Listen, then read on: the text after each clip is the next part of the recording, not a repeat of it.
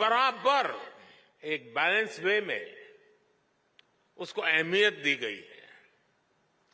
प्राथमिक शिक्षा के क्षेत्र में नया पाठ्यक्रम तैयार करने के लिए, क्षेत्रीय भाषाओं की पुस्तकें लाने के लिए, उच्च शिक्षा के लिए, देश में रिसर्च इकोसिस्टम को मजबूत करने के लिए देश का शिक्षा जगत के सभी महानुभावों ने बहुत परिश्रम किया है।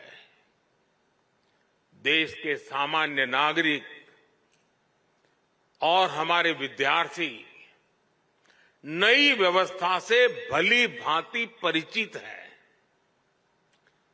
वो ये जान गए हैं कि 10+2 एजुकेशन सिस्टम की जगह अब 5+3+3+4 ये प्रणाली पर अमल हो रहा है। पढ़ाई की शुरुआत भी अब 3 साल की आयु से होगी। इससे पूरे देश में एकरूपता आएगी। हाल ही में संसद में नेशनल रिसर्च फाउंडेशन बिल पेश करने के लिए कैबिनेट ने अपनी मंजूरी दे दी है। राष्ट्रीय शिक्षा नीति के तहत नेशनल करिकुलम फ्रेमवर्क भी जल्द ही लागू हो रहा है। मुझे बताया गया है कि फाउंडेशन स्टेज यानी 3 से 8 साल के बच्चों के लिए फ्रेमवर्क तैयार भी हो गया है। बाकी के लिए करिकुलम बहुत जल्द ही हो जाएगा। स्वाभाविक तौर पर अब पूरे देश में सीबीएसई स्कूलों में एक तरह का पाठ्यक्रम होगा। इसके लिए एनसीईआरटी नई पाठ्यपुस्तकें तैयार कर रही है। तीसरी से 12वीं कक्षाओं तक लगभग 130 विषयों की नई किताबें आ रही हैं और मुझे खुशी है कि क्योंकि अब शिक्षा क्षेत्रीय भाषाओं में भी दी जानी है, इसलिए ये पुस्तकें 22 भारतीय भाषाओं में होगी। साथियों, युवाओं को उनकी प्रतिभा की जगह उनकी भाषा के आधार पर जज किया जाना उनके साथ सबसे बड़ा अन्याय है। मातृभाषा में पढ़ाई होने से भारत के युवा टैलेंट के साथ अब असली न्याय की शुरुआत होने जा रही है और ये सामाजिक न्याय का भी अहम कदम है। दुनिया में सैकड़ों अलग अलग भाषाएं हैं। हर भाषा की अपनी अहमियत है। दुनिया के ज्यादातर विकसित देशों ने अपनी भाषा की बदौलत बढ़त हासिल की है। अगर हम केवल यूरोप को ही देखें तो वहां ज्यादातर देश अपनी अपनी नेटिव भाषा का ही इस्तेमाल करते हैं, लेकिन हमारे यहां इतनी सारी समृद्ध भाषाएं होने के बावजूद हमने अपनी भाषाओं को पिछड़ेपन के तौर पर पेश किया।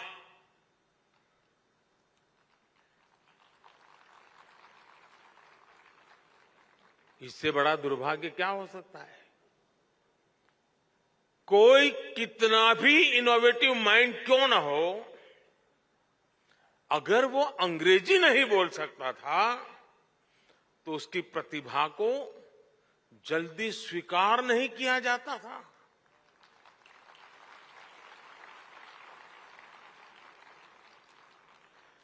इसका सबसे बड़ा नुकसान हमारे ग्रामीण अंचल के होनहार बच्चों को उठाना पड़ा है।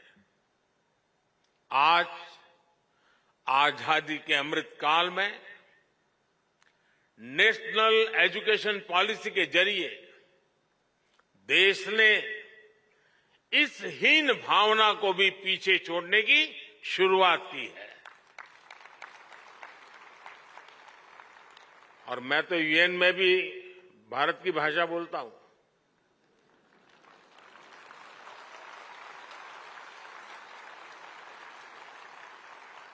सुनने वाले को ताली बजाने में देर लगेगी लगेगी।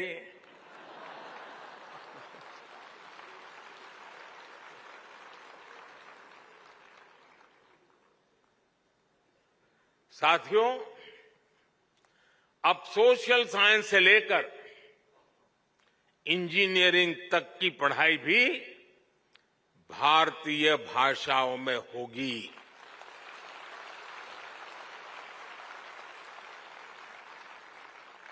युवाओं के पास भाषा का आत्मविश्वास होगा तो उनका हुनर, उनकी प्रतिभा भी खुलकर के सामने आएगी। और इसका एक और लाभ देश को होगा। भाषा की राजनीति करके अपनी नफरत की दुकान चलाने वालों का भी शटर डाउन हो जाएगा।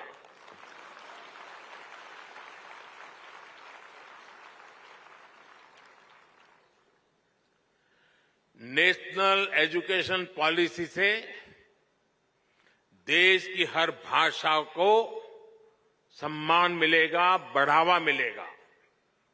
साथियों, आजादी के अमृत महोत्सव में आने वाले 25 साल बहुत ही महत्वपूर्ण है। इन 25 सालों में हमें ऊर्जा से भरी एक युवा पीढ़ी का निर्माण करना है। एक ऐसी पीढ़ी जो गुलामी की मानसिकता से मुक्त हो, एक ऐसी पीढ़ी जो नए नए इनोवेशंस के लिए लालायित हो, एक ऐसी पीढ़ी जो साइंस से लेकर स्पोर्ट्स तक हर क्षेत्र में भारत का नाम रोशन करे, भारत का नाम आगे बढ़ाए।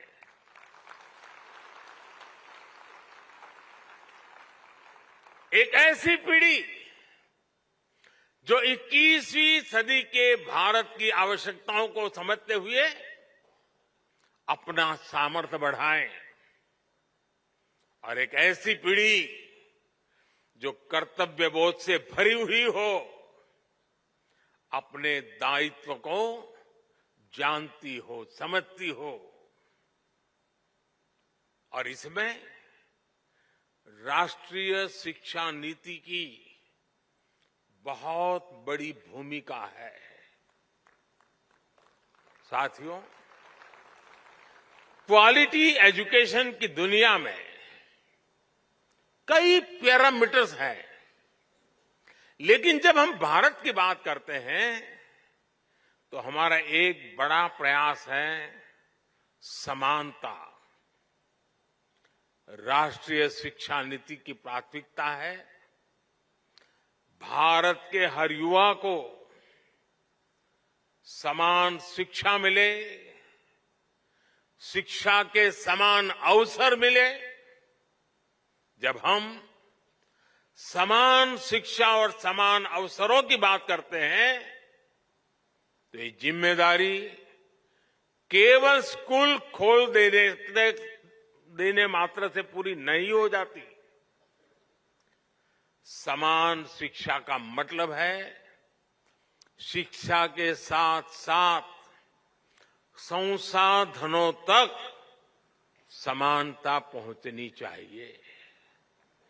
समान शिक्षा का मतलब है हर बच्चे की समझ और चॉइस के हिसाब से उसे विकल्पों का मिलना। समान शिक्षा का मतलब है स्थान, वर्ग, क्षेत्र के कारण बच्चे शिक्षा से वंचित न रहे। इसलिए नेशनल एजुकेशन पॉलिसी का विजन ये है, देश का प्रयास ये है कि गांव, शहर, अमीर, गरीब, हर वर्ग में युवाओं को एक जैसा अवसर मिले। आप देखिए, पहले कितने ही बच्चे केवल इसलिए नहीं पढ़ पाते थे क्योंकि सुदूर क्षेत्रों में अच्छे स्कूल नहीं होते थे। लेकिन आज देश भर में हजारों स्कूलों को पीएम श्री स्कूल के तौर पर अपग्रेड किया जा रहा है। 5G के इस युग में ये आधुनिक हाईटेक स्कूल भारत के विद्यार्थियों को आधुनिक शिक्षा का माध्यम बनेंगे। आज आदिवासी इलाकों में एकलव्य आदिवासी स्कूल भी खोले जा रहे हैं। आज गांव-गांव इंटरनेट की सुविधा उपलब्ध है। दीक्षा, स्वयं और स्वयं प्रभा जैसे माध्यमों से दूर दराज के बच्चे पढ़ाई कर रहे हैं।